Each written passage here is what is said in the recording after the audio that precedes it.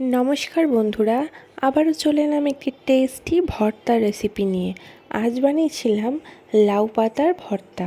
প্রথমে লাউ পাতাগুলোকে ভালোভাবে ধুয়ে নেব, দিয়ে গরম জলে কিছুক্ষণ প্রায় 10 মিনিট মতন একটু ভাপিয়ে নিয়ে সেই জলটা ফেলে দিয়ে লাউ পাতা, কয়েক কোয়া রসুন ও কাঁচা লঙ্কা ভালোভাবে শিলপাটায় বেটে নেব। এরপর লাউ পাতা বাটা হয়ে গেলে কড়াইয়ে সর্ষের তেল দিয়ে দেবো। তেল গরম হয়ে গেলে কালো জিরা ফোড়ন দিয়ে কেটে রাখা পেঁয়াজ কুচি দিয়ে ভালোভাবে ভেজে নেব। একটু লালচে লালচে করে ভাজবো পেঁয়াজগুলোকে। এরপর পেঁয়াজ লালচে লালচে করে ভাজা হয়ে গেলে তার মধ্যে বেটে রাখা লাউ পাতা দিয়ে দেবো ও পরিমাণ মতন লবণ দিয়ে দেবো। দিয়ে ভালোভাবে নাড়াচাড়া করব। এর মধ্যে চাইলে আপনারা শুকনো লঙ্কা গুঁড়ো ও হলুদও অল্প ব্যবহার করতে পারেন, কিন্তু আমি সেটা করিনি।